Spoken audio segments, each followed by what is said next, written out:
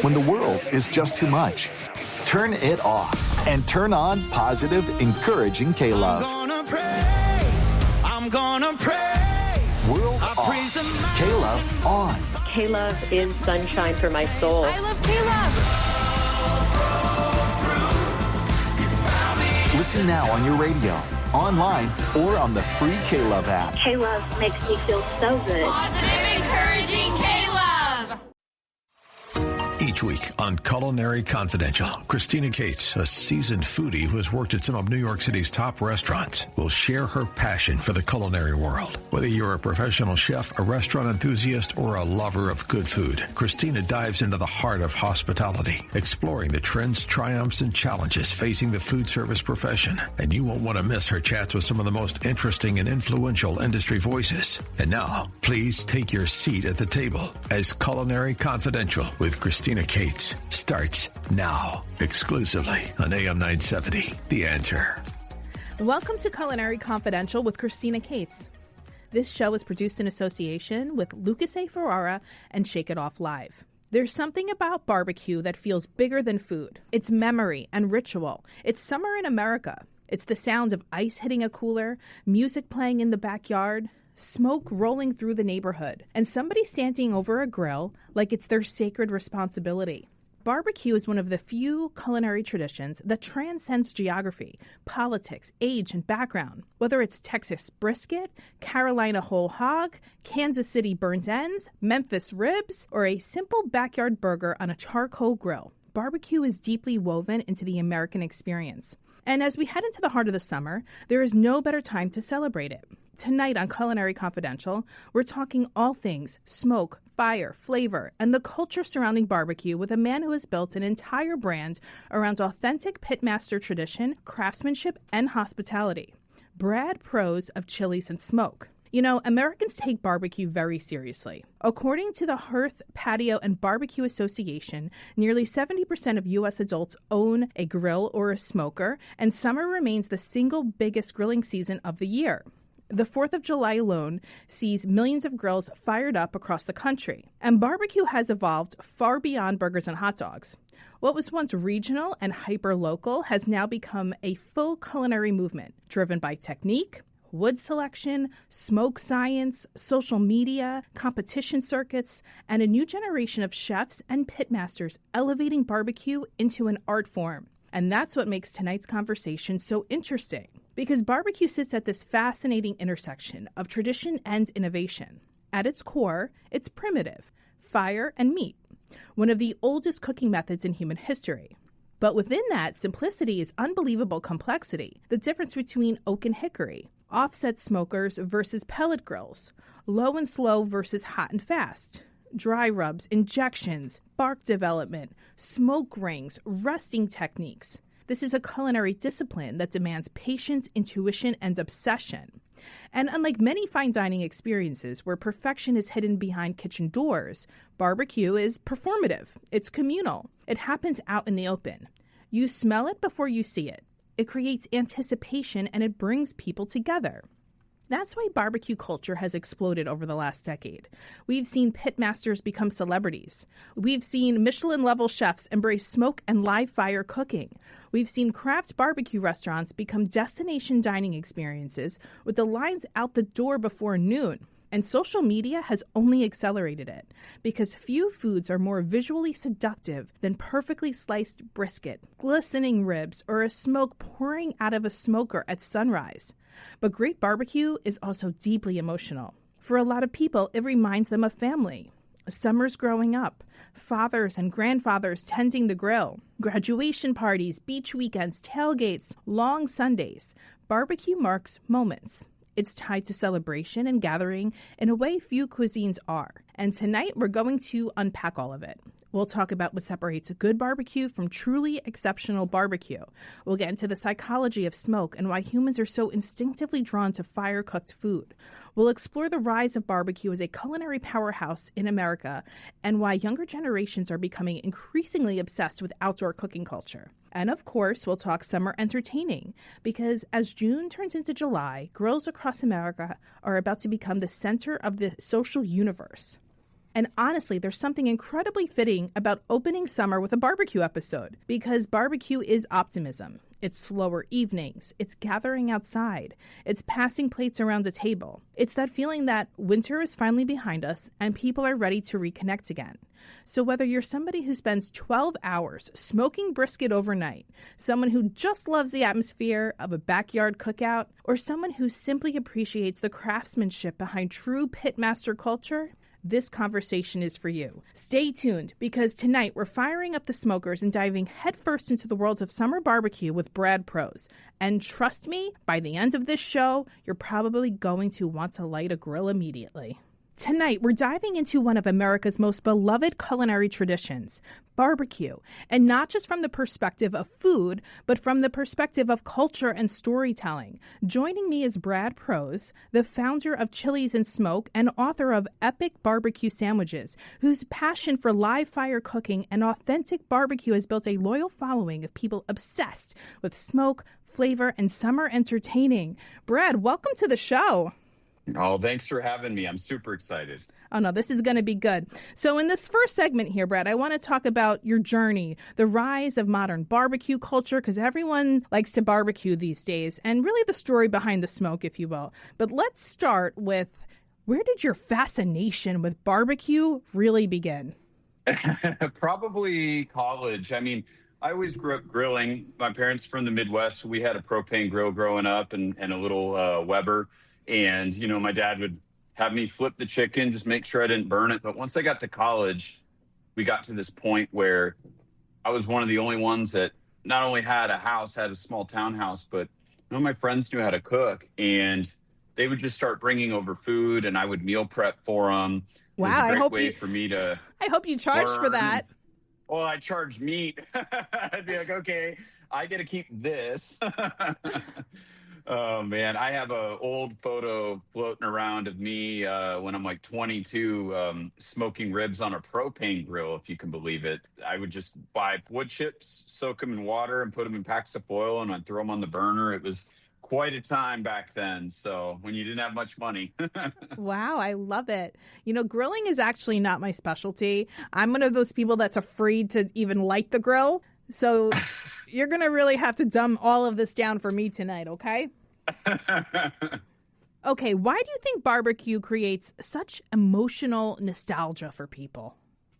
I think it's the community. I mean, you can liken it back to, you know, church potlucks if you want to just kind of simplify it. It's a place where you can cook a lot of food for a lot of people, and there's a lot of family recipes, heart and soul, literally, like, that goes into this food. And I think whenever you think of barbecue, you think of family gatherings with friends, and it's all good feelings, you know? Yeah. You know, some of my greatest memories growing up was my dad grilling in the backyard. Like, we didn't have parties out at restaurants ever. Like, nowadays it's a thing. Both parents work. You have parties out to make the cleanup easier. Yeah. I can remember my dad standing over that grill with a backyard full of people, 100 people in 110-degree heat, sweating to death, flipping burgers, hot dogs, and chicken. So for me, it's a great memory of my childhood. Let me ask you, what do you think separates authentic barbecue culture from just simple everyday grilling? I think having a connection to the style, the roots, is really important, and having a respect for where things came from. You know, I'll be very blunt. Like, my wife is Mexican and I'm a white guy. So a lot of the food that I cook is Mexican food and Mexican inspired. And it took me time, but I had to prove myself to her whole family. And in doing that, it takes putting in the work and effort to understand where those recipes and that culture came from. Like, why are you doing these things? It's not as much as just going to Pinterest and finding, you know, some random person that happened to score high on SEO on their website and get a top ranking recipe. It's really about taking the time to understand and honor and respect that. And, you know, for me, when it comes to appreciating authenticity, that means calling out where those things came from. not claiming these inventions as your own. It's cool to have a twist on something, but we need to be respectful of each other's cultures. You just mentioned your wife, and I believe I read it on your website or online somewhere. Wasn't your wife a vegetarian before she met you? She was, yeah. Tell me the story, please. I need to hear this. It's like the only fight in marriage I'll ever win. I mean, she used to eat meat growing up. She grew up in El Paso and Juarez. So, for her, quality of meat wasn't very consistent in that area, especially in parts of Mexico. Like, they just don't regulate as much. They eat weird parts. And I say weird as in untraditional parts. And she had some family members get sick, and she started working at a gym, and it kind of just turned her away from eating meat for a long period of time. But she enjoyed the flavors of it. And then for me, what happened is when I met her, I didn't really know much. I'm not going to pretend I didn't know anything about vegetarian cooking. So, and she cooked for herself, but she wasn't really like into cooking. So her vegetarian food was very minimal. And I think my quest for wanting to learn more about Mexican culture and vegetarian food, that's when I really started diving in. I learned how to cook Mediterranean food, different kinds of Eastern Asian food, and Indian, things that were primarily vegetarian. Then on the side, I was grilling steaks or chicken breast or smoking a brisket and trying to figure out how can I pair my food with hers. And that's really what birthed Chiles and Smoke. Is when I started cooking a lot of those different regions of food, you realize that there's this crossover between a lot of different spices and chilies. Multiple countries use the same type of chilies or cilantro or cumin. And you're like, wow, I see that there's actually a bridge between these cuisines. So I started taking those flavors and adapting them to my barbecue. It was kind of the birth of, I guess, what you call new school barbecue now. I know there's a couple barbecue places that use that term, but that was back in like 2010, about that time when I was dating her and kind of figuring that out. And that's where I started mixing the two and really creating kind of the foundation of what is now my brand. So now she just eats anything that's on the grill, as long as you're preparing it. Almost. I would say like pork is still something she's not big on, but if it's like anything that's overcooked, like brisket or shredded beef or even chicken, she's totally fine with any kind of chicken. It's pretty much pork and like rare steaks that she wants. But I'm cool with that. I'll take it as a win. Yeah, that's manageable, right? Okay. There's so many different barbecue styles in America, right? What's your favorite regional barbecue style? It's hard because now there's this whole emergence of live fire cooking. And it's separated now from barbecue, where 10 years ago it was kind of all lumped together. I would actually say that I prefer live fire cooking more than like traditional barbecue. And that would be obviously grilling, cooking whole chickens and stuff on like a Santa Maria grill. That's a big part of the grilling and barbecue scene out here in Arizona, is that you go to markets and you'll see people cooking all the pollo asado spread out on these huge grills, or like carne asada and stuff like that. That's probably my favorite. It's our local style of cooking. I kind of call it Sonoran barbecue because we don't really have a term down here officially, but that's my favorite. So that's what I grew up with, and it's anything that can go into a taco. I mean, who doesn't like a taco? I know. Okay, what's harder to perfect? Brisket, ribs, pork shoulder? Help me out here. I would probably say, in order of easy to difficult, pork shoulder's the easiest, then ribs, then brisket. And I think the cook on brisket isn't as tough as just learning your smoker. I think that every smoker's so different. And that's probably the biggest challenge. You can read something online about the perfect temperature and process, and it's going to be different for you at home based on where you live and what you're using. I mean, you're out in Phoenix. You could probably grill right on the sidewalk and get the same result. So hot there. Oh, my goodness.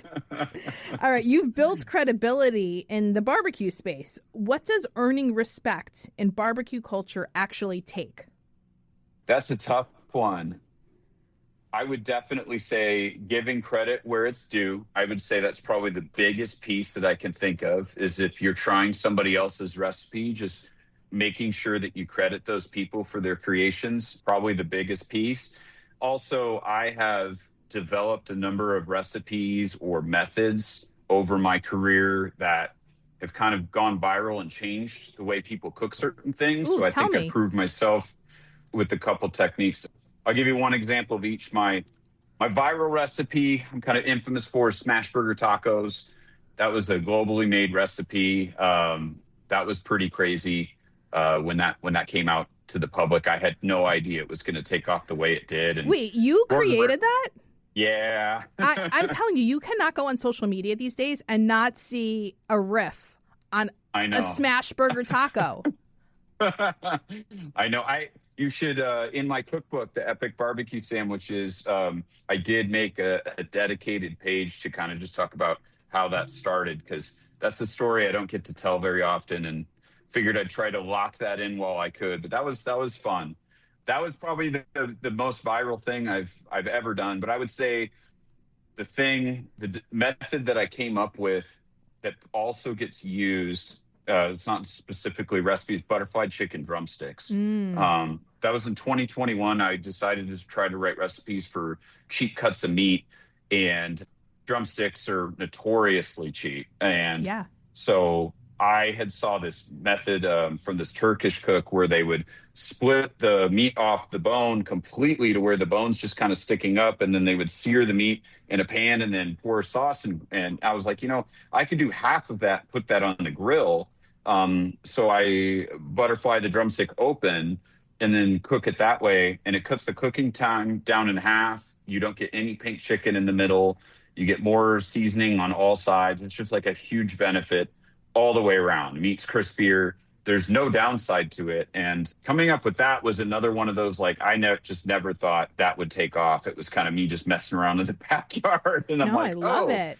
I did something. So I think a combination of those different things and just building a brand off of testing recipes and trust with my audience, that's really how I kind of earned my place here. Okay, we're just getting started tonight with Brad Prose. Coming up after the break, we're diving into his cookbook, Epic Barbecue Sandwiches, the recipes people are obsessing over, and how he translates authentic pitmaster techniques into something approachable for home cooks heading into summer barbecue season. Stay tuned. This is Culinary Confidential. We'll be back right after the break.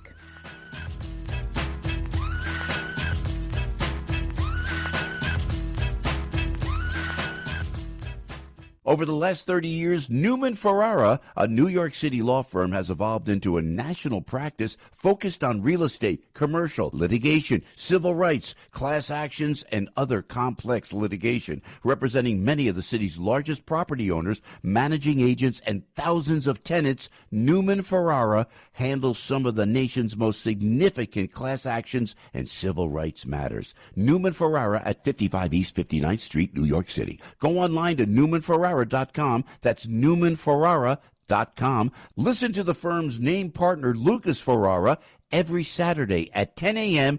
on Dottie Herman's longest-running real estate radio program, Eye on Real Estate, on AM 970. A real estate lawyer for 35 years, Lucas is a professor at New York Law School and is also a published author with books on real estate and New York's landlord-tenant law. Tune in Saturdays at 10 a.m. to hear Lucas's unique perspective and advice on Eye on Real Estate.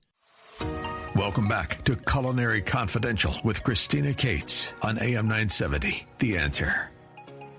Welcome back to the show. Tonight's all about smoke, summer, and the artistry behind great American barbecue. And I'm joined again by Brad Prose of Chiles and Smoke and author of Epic Barbecue Sandwiches.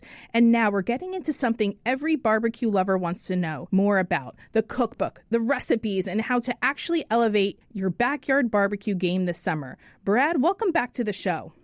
Thank you. Thank you. All right, we need to talk all about this cookbook and building your barbecue brands. Let's start with Epic Barbecue Sandwiches, my new favorite cookbook, especially for the summer.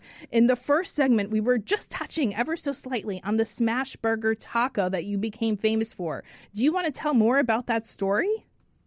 Yeah, it was just kind of a mishap on my part. I happened to forget buying slider buns for my kids, and we were doing slider Mondays every week. And I always make breakfast tacos where I just crack an egg in a pan and then throw a tortilla and press it down. And it's a quick hack to just fry that egg fast. So I was like, you know what? I'll try that for the tacos, or the burgers, I mean. And it worked. I needed a little bit of refinement because they kind of came out a little greasy and the tortillas were a little too crispy. So I worked on it for like 3 or 4 days and posted it, and it blew up. I couldn't believe it. Within 2 hours, my first post was at like 600,000 views, and I'm getting phone calls, and I had no idea. So it was that was a wild time. It's just a total roll of the dice on social media. So, well, see, that's the beauty, I guess you could say, of social media. Is sometimes when you get something right, this platform just helps you take it to that next level. I mean, I'd like to go viral one day. Jeez Louise. All right. Totally random happenstance. I like that. What was your inspiration behind your cookbook, Epic Barbecue Sandwiches?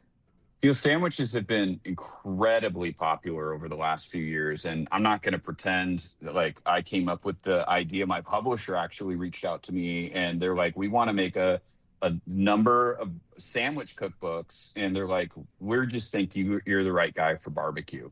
What I love about barbecue and my philosophy is this whole kind of cook once, eat all week kind of mentality, and I show that through this book.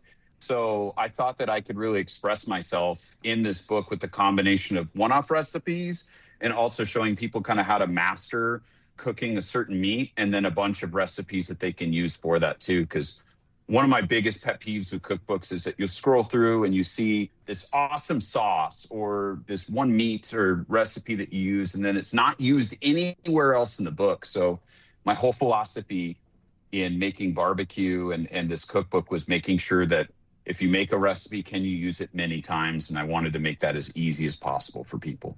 Do you know what I loved most about it, though? The almost like zero waste philosophy you have when you're cooking and developing recipes. Like you talked about the chicken drumsticks, right, in the last segment, and how that's something that's often, it's a cheaper product for people to find in the grocery store. But you also have burnt ends and things you're making sandwiches with.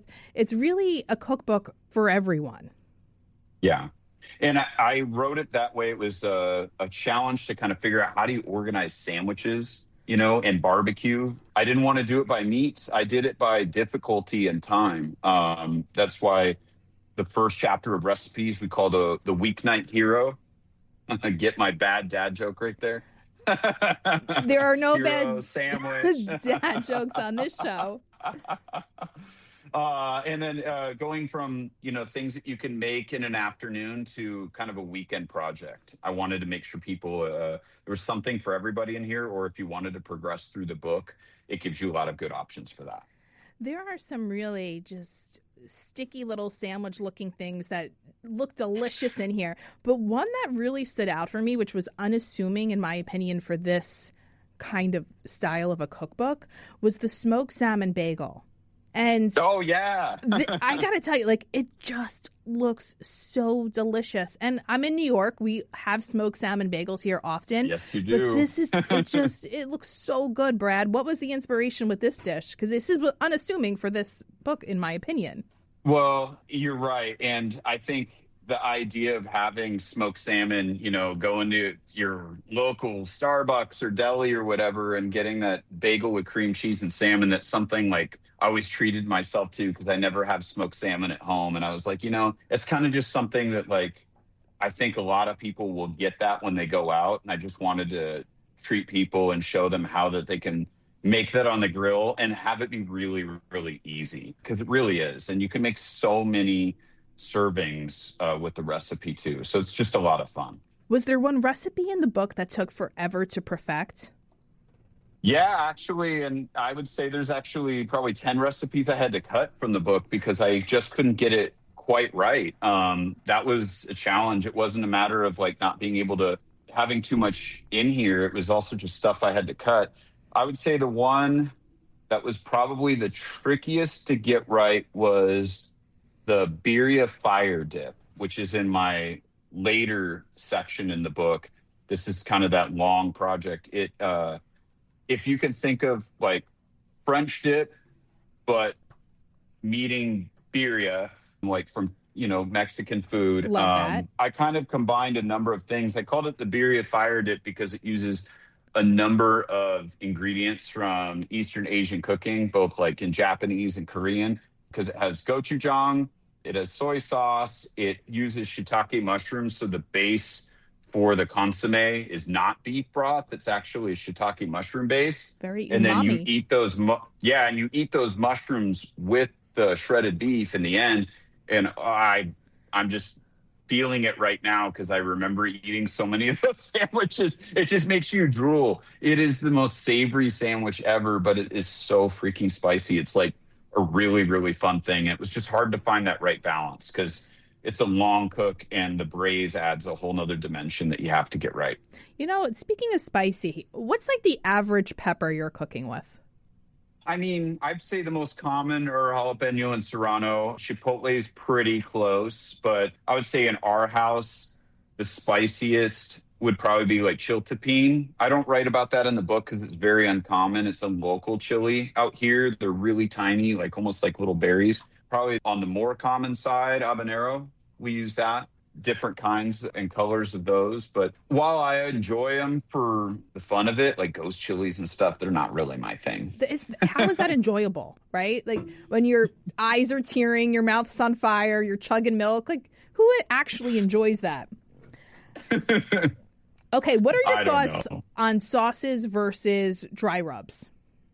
We're a sauce on the side family for sure. So, in fact, I have my own line of seasonings of barbecue sauce, and the barbecue sauce was the last thing I launched because I think it's a staple in barbecue, but it's not how I lead with my food. There are certain things I like sauce on, like burnt ends and things like that, but we're a dry rub family more than anything. Talk to me about your line of rubs you have.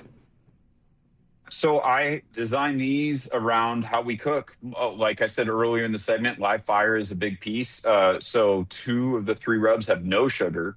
They're all Arizona-based flavors. I've got Canyon Crust, which is my beef seasoning, and it's a salt, pepper, garlic base with other chilies and flavors. Sedona Sand is my all-purpose fiesta seasoning. Like it's really like almost like a kicked up taco seasoning. It's kind of in the medium heat. There's no sugar again. And then my Scorching Sun is built off of my experiences going to Nashville and trying all the different flavors of Nashville hot, but bringing that back to Phoenix and then building layers of heat with multiple chilies, not just cayenne. Those are the 3 rubs. And then I've got my smoky Sonoran barbecue sauce, which is a Guajillo chili puree. And then we use molasses and agave as the primary sweetener so there's no corn syrup, fillers, preservatives. The brand's completely clean. Oh, I love that. That's so important in this day and age where you really just don't know what's in your food anymore, right? We'll have to do a whole show about that eventually. But it's kind of scary, like how organic's not even really organic anymore. And there's like that whole thing that just came out about Driscoll strawberries, give you cancer. I know. I mean, it's so important to have clean ingredients in the food you're putting in your body. So thank you for that, Brad.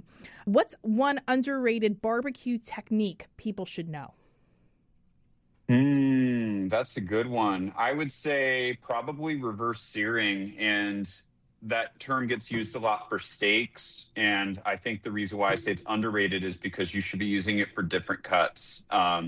Like if anytime I grill a chicken breast, the hardest part is trying to keep it moist and not be like dry and overcooked. So just for an example, with chicken, I do the opposite. I will grill first, get the sear marks, and then move it to the side to finish. Same sometimes with burgers too. You actually smoke them first and then sear, or if you're just doing charcoal burgers, same thing, sear, then move them to the side. Just don't keep it over the flame the whole time. That's probably the biggest takeaway is move it away from the flame so it can finish. Otherwise, you're going to dry it out. I'm like the kind of cook I am. I'm like, high and fast at all times because I need to just get it done. So, I mean, and I consider myself a pretty good cook, but my mom, if we're like doing a summer family something or other, she'll always come and lower the flame, right? She'll be like, it's too high. And I'm like, lady, we got to eat now. Yeah, well, if you like dry chicken, that's the way. But, Okay, after the break, we're closing things out with practical summer barbecue tips from Brad Prose. From hosting the perfect backyard cookout to the biggest mistakes people make on the grill and what every home entertainer should know heading into 4th of July season. Don't go anywhere. You're listening to Culinary Confidential with Christina Cates on AM 970 The Answer.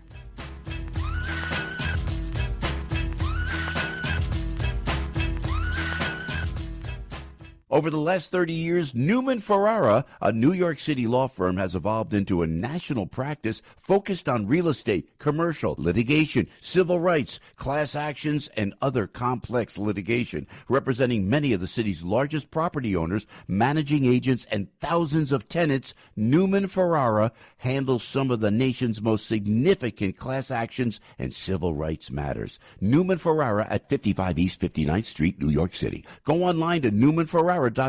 That's newmanferrara.com. Listen to the firm's name partner, Lucas Ferrara, every Saturday at 10 a.m. on Dottie Herman's longest-running real estate radio program, Eye on Real Estate on AM 970. A real estate lawyer for 35 years, Lucas is a professor at New York Law School and is also a published author with books on real estate and New York's landlord-tenant law. Tune in Saturdays at 10 a.m. to hear Lucas's unique perspective and advice on Eye on Real Estate.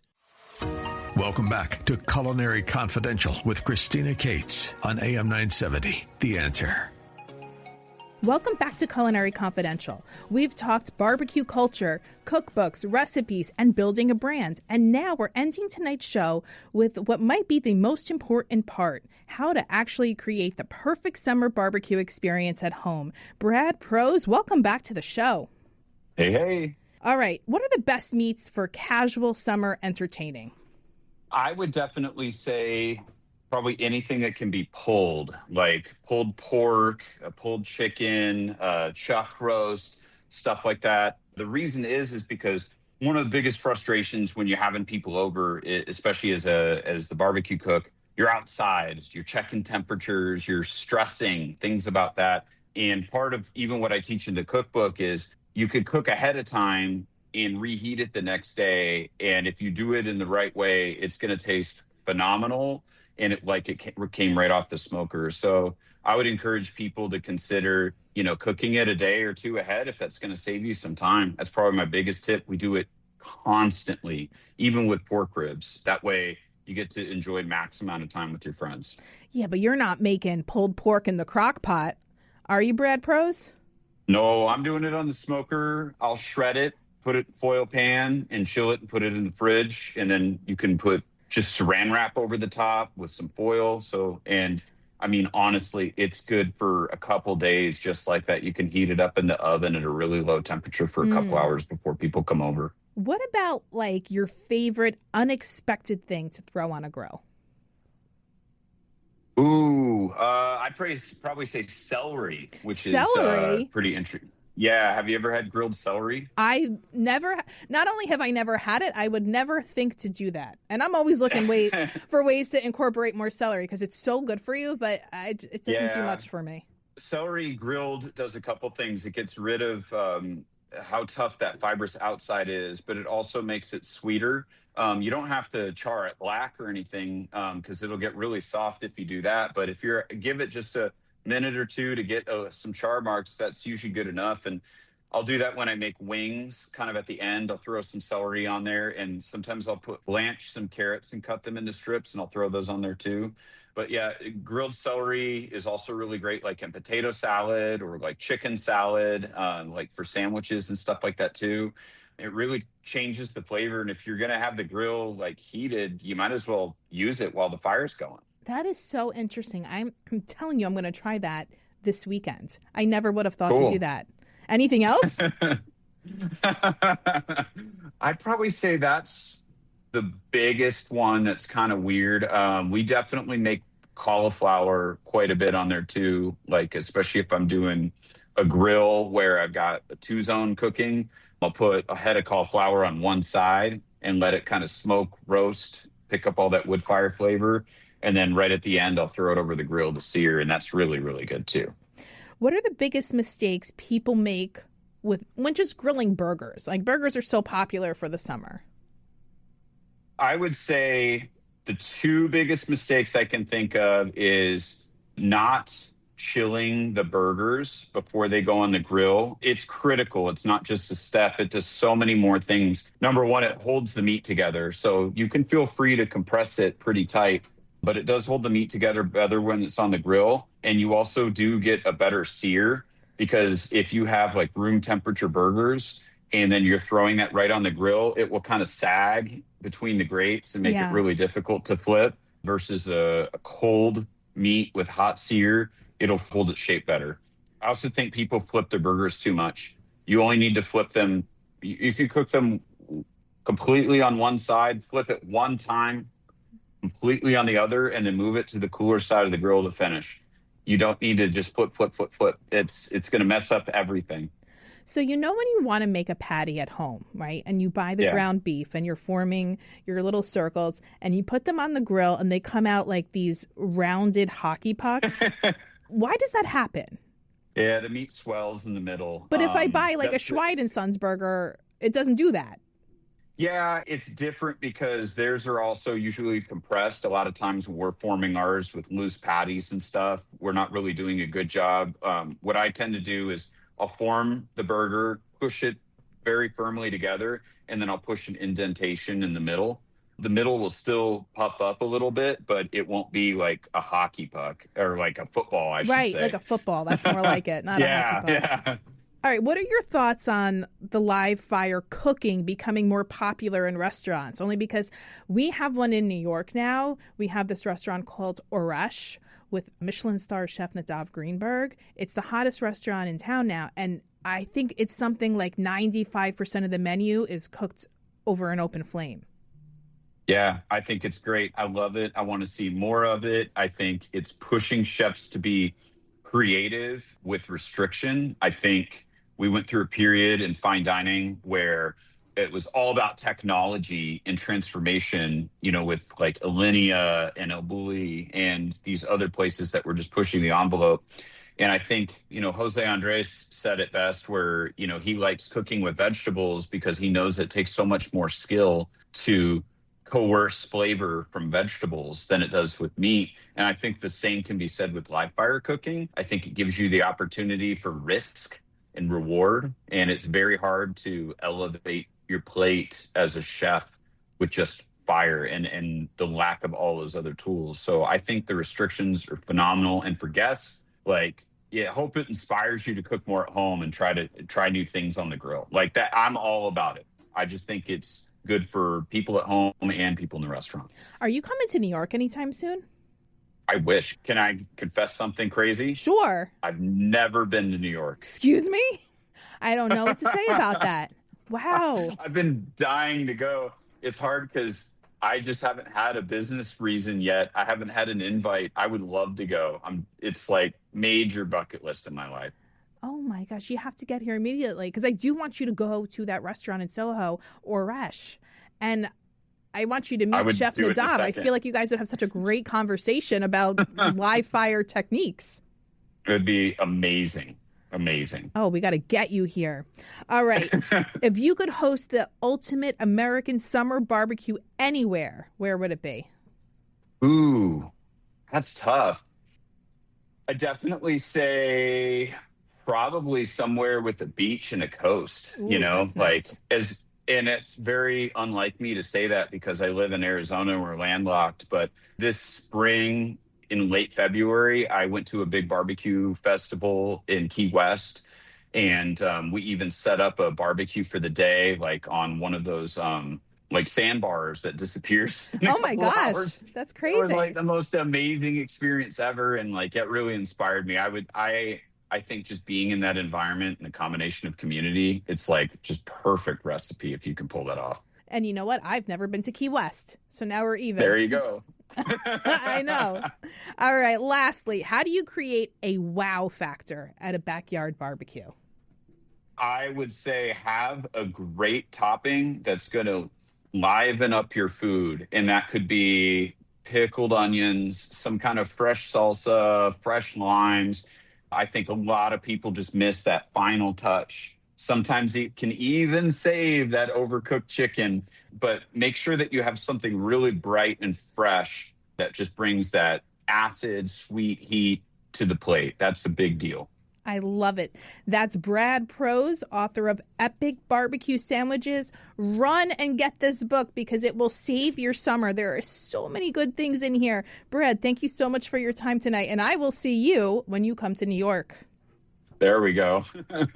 Thank you again to Brad Prose for joining us tonight and helping us officially welcome summer the best way possible, through food, fire, smoke, and hospitality. And before we close tonight's show, I want to leave everyone with a few easy tips and tricks for summer hosting from the beverage side of things. Because honestly, a great drink setup can completely elevate a backyard barbecue or outdoor gathering. One of the easiest things you can do is create a mocktail forward drink station. So that's a drink station with no alcohol in the drink. Start with really fresh bases like citrus juices, sparkling water, fresh herbs, watermelon, cucumber, mint, or even grilled fruit for a smoky summer flavor. Not only does it feel elevated and refreshing, but it also gives guests options, especially those who may not be drinking alcohol. Then, if guests want to turn those mocktails into cocktails, just make it effortless, right? A little bourbon with smoked lemonade, tequila with watermelon mint, or vodka with a citrus spritz instantly creates an easy summer cocktail without making hosting feel complicated. Another great hosting trick,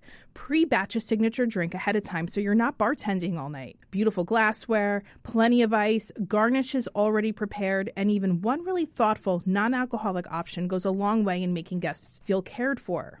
At the end of the day, summer entertaining should feel relaxed, right? And welcoming and memorable. And sometimes it's those small beverage details that really set the tone for the entire evening. Now that brings us to our ingredient of the week, which tonight's ingredient of the week isn't something on our plate. It's something you smell before you even take the first bite.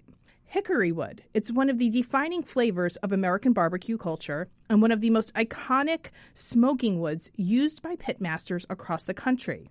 It's strong, it's rich, slightly sweet, and deeply savory. Hickory is responsible for that unmistakable classic barbecue aroma people associate with summer cookouts, smokehouses, and slow smoked meats. What makes hickory so interesting is that it's not just fuel, it's seasoning. The type of wood you use in barbecue completely changes the flavor profile of the meat. Hickory gives brisket, ribs, pork shoulder, and even burgers a bold bacon-like smokiness that feels distinctively American and deeply nostalgic. And there's real science behind why we love it.